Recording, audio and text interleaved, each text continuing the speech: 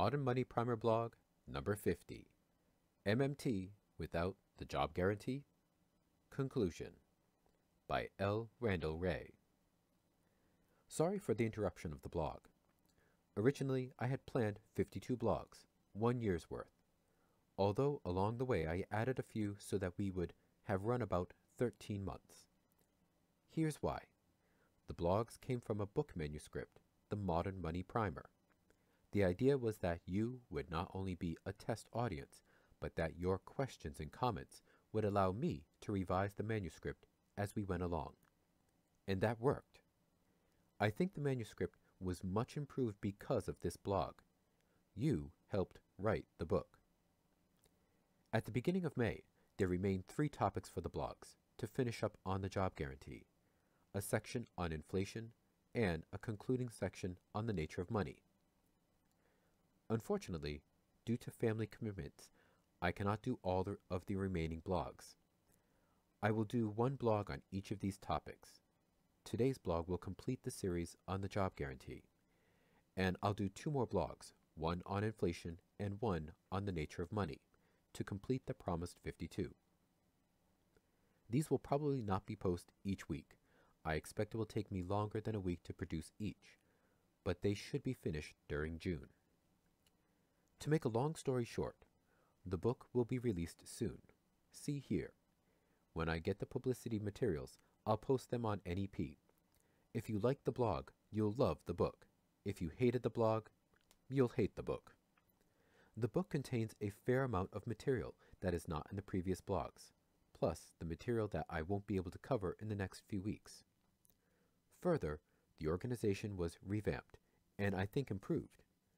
Finally, as you've probably noticed, when NEP switched blog platforms, the formatting of all the old blogs got messed up. Mitch is trying to fix that, but it is too much work for him to manually reformat everything. So for newbies, the book will be much easier to read than it would be to try to read the old blogs. Finally, let me make 1 more comment.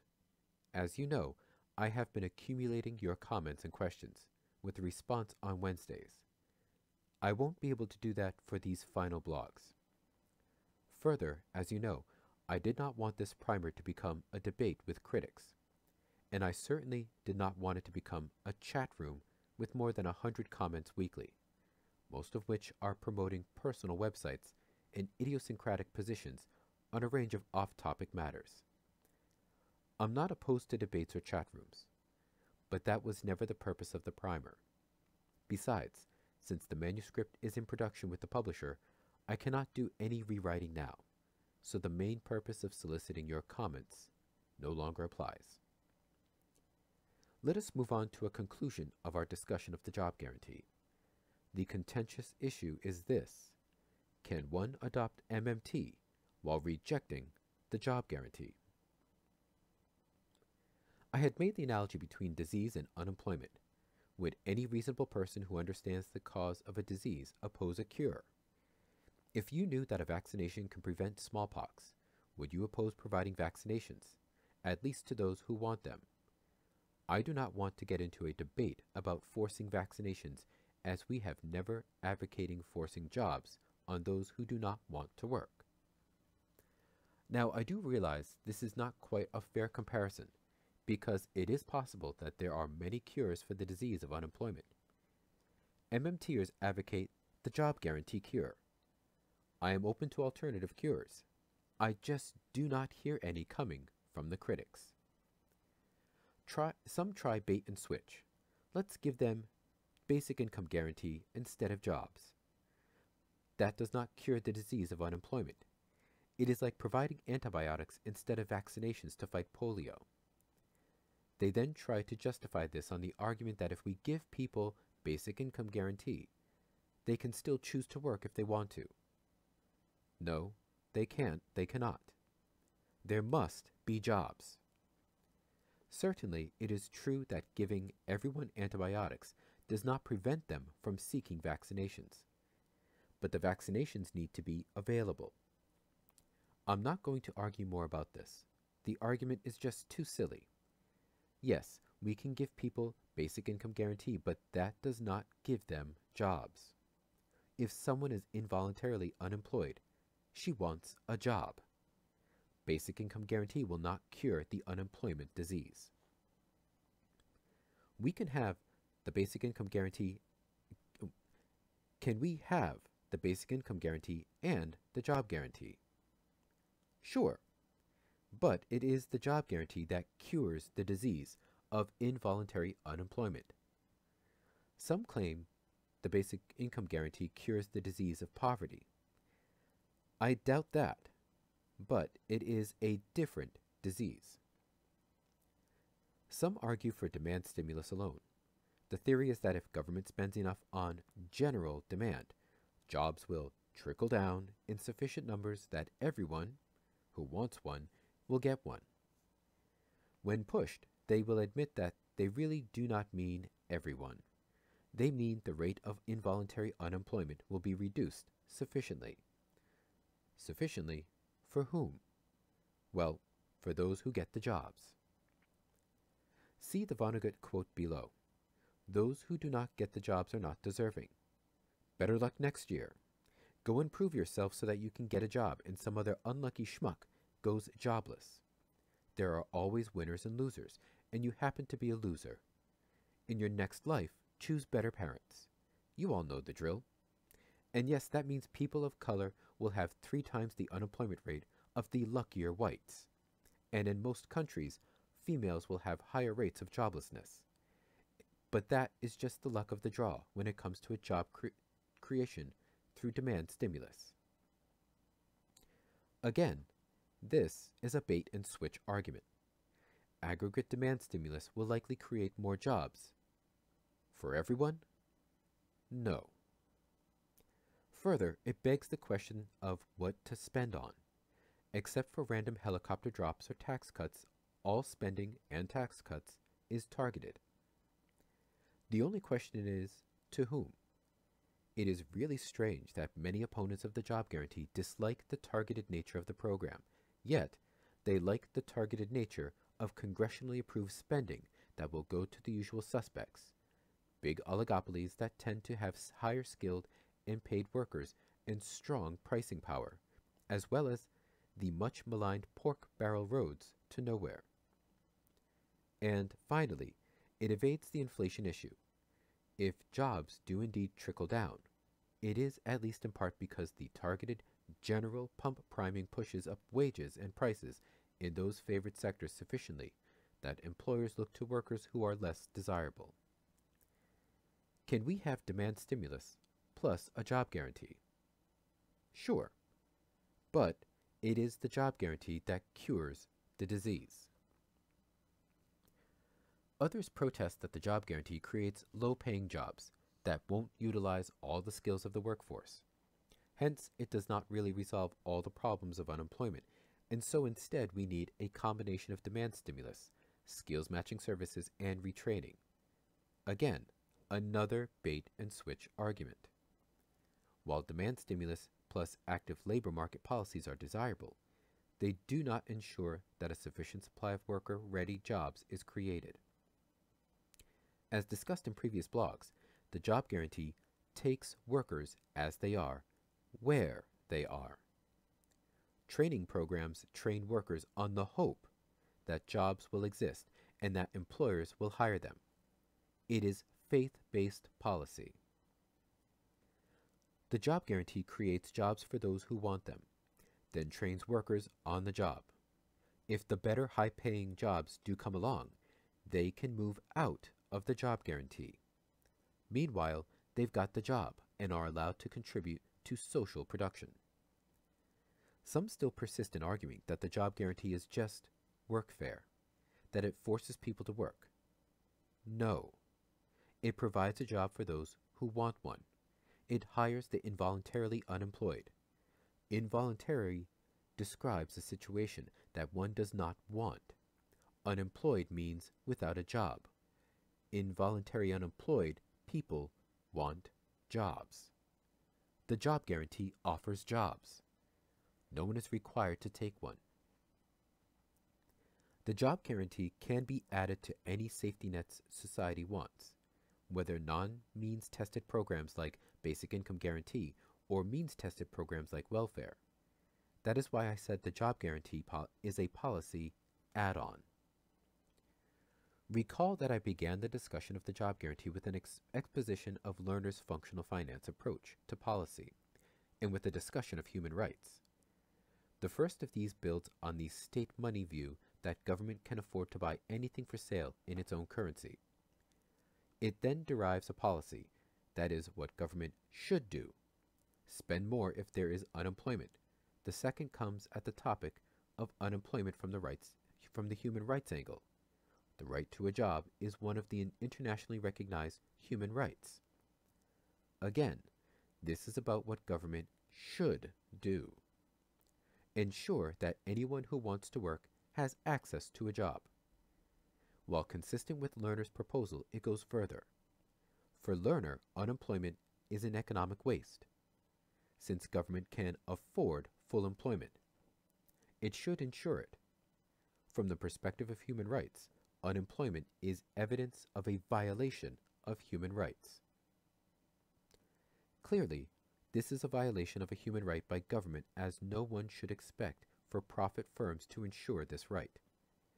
Only government can afford to ensure this right. Further, it is the position of MMT that imposition of taxes creates a demand for money.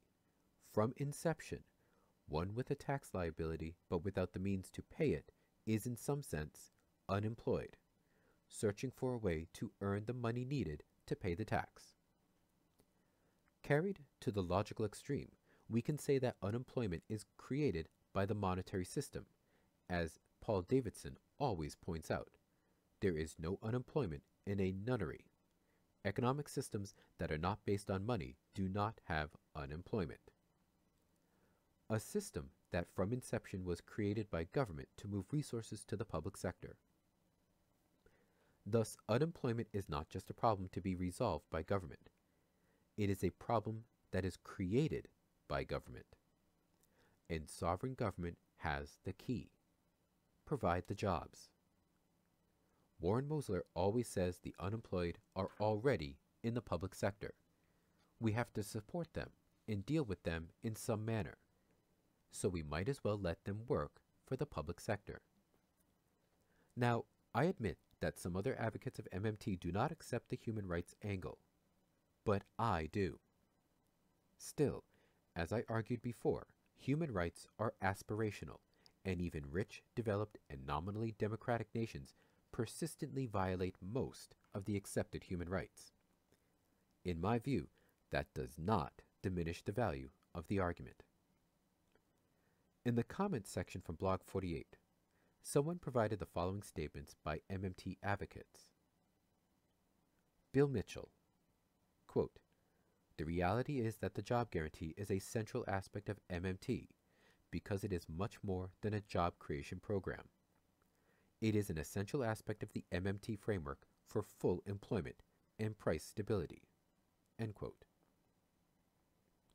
Pavlina Cherneva, quote, "The job guarantee is not just an afterthought to MMT, but a crucial component that has so far offered the most coherent counter-cyclical economic stabilizing mechanism." End quote. Neil Wilson, quote, "Discussing MMT without the job guarantee is to discuss some other economic theory, and one without any stability anchor to nominal prices." End quote. The commentator then wrote, quote, "It does appear that Wray is parting ways with his colleagues here. Can someone clarify this contradiction?" End quote. While I find that statement puzzling, let me try to clarify. MMT has three levels or aspects: description, theory, and policy. As a description, there are actually two levels. First, we describe a pure or hypothetical case that applies to any currency issuer. We begin with the imposition of the tax denominated in the state's unit of account. The state then spends the currency into existence, moving resources to the public sector, people then can pay their tax. To that we can add private sector money creation as a leveraging activity. We discuss interest rate setting and the purpose of government bond sales. We note that no one can pay taxes until government spends currency into existence, and so on. I won't repeat all the analysis presented in previous blogs. Then we describe actual practice. This must be case specific. This is where we bring in a treasury and a central bank, since most governments divide responsibilities between the two. We also need to discuss self-imposed constraints. Treasury writes checks on its account at the central bank, which is not permitted to buy treasury bonds, and so on. In other words, we discuss how government really spends, going into all the operational details. This does not change any of the general conclusions from level 1 analysis, but it does respond to the critics. Next, we move to theory. In truth, there is no description without theory. I realize that many people, including economists, think that you can describe the real world without theory or value judgments. Uncle Milty was famous for pushing such a view. Normative versus positive economics. This was at best a naive view, or more likely, a purposeful deception designed to hide his agenda. It cannot be done. You cannot observe reality. To make sense of your observations, you must have a theory. You cannot use a word like money without having a theory of money. The theory held by most people is, according to MMT, completely inappropriate for the type of economy in which we live. Indeed, this whole primer really boils down to an argument about the nature of money. That is the topic of the final chapter of the soon-to-be-published book. However, if you look back to Modern Money Primer number 30, you will see how I defined MMT as an integration of several approaches to monetary theory, including chartalism, endogenous money, monetary theory of production, functional finance, sectoral balances approach, and circuit theory. Personally, I'd also add Minsky's financial instability theory and probably a few other bells and whistles. How does every MMTer have to integrate every one of these approaches into her own MMT approach? No. That would be too much to ask. I do like my own approach better than the approaches taken by others. Yes, of course. I need to convince others that mine is best, at least until I change my mind. The third aspect is the policy implications. So far today, I've been focusing purely on the job guarantee as a solution to the unemployment disease. But that is only part of the story. From the beginning, we have argued that the job guarantee is needed to anchor prices.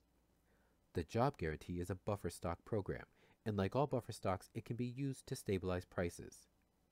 Further, it helps to resolve that Minsky problem, instability, by helping to stabilize, actually reducing instability, but stability is destabilizing wages, consumption, employment, and aggregate demand. Inflation is the topic for next time, but very briefly, and really this is just a reprise of the explanation of the buffer stock made in a previous blog. You can use the job guarantee pool as a better wage and price stabilizing buffer stock than the reserve army of the unemployed can be. Look at it this way. The great fear of our gold bugs and others who warn about the danger of fiat money is that it has no commodity anchor to keep it valuable. Since it is fiat, government can print up unlimited amounts, give it away free, and drive its value to zero. Zimbabwe, here we come. Tie it to gold and you cannot get inflation. So the story goes. The gold bugs are not completely crazy. Money does need backing, and an infinite regress, arguing that we accept money and believe it's in its value because we think others think it is valuable, is not acceptable. In the MMT view, taxes create a demand for the currency, but currency value is determined by what you've got to do to get it. There is a long tradition in economics that adopts a labor theory of value approach. As both Marx and Keynes argued, the value of commodities, here I'm using the term broadly to include all things produced for sale for money, not just the resource commodities like oil and pork bellies, can be taken to be determined by labor. More specifically, we use labor hours as one of our units of measurement to assess the value of all things produced by admittedly heterogeneous, thus we need to make quality adjustments, labor. The other measuring unit is money, the state's unit of account. Now, I do not want to get into a debate about labor value theory. My point is much simpler and highly intuitive. If I must work an hour to get something valued at 1 unit of the money of account, it will be more valuable than if I received 2 money units per hour of work. If money grew on trees, our mums always claimed it does not, then it would be worth the effort of going out to pick it. Not much, in other words.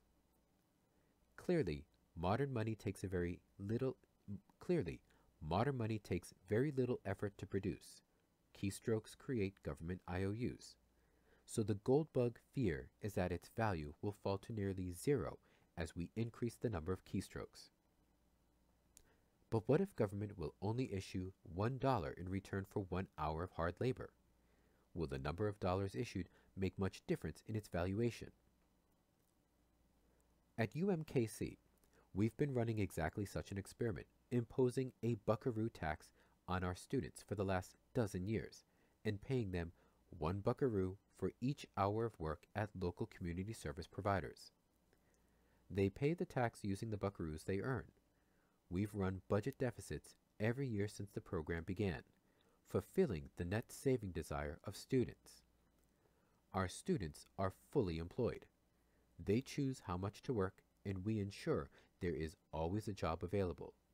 The MMT principles have been verified by the program.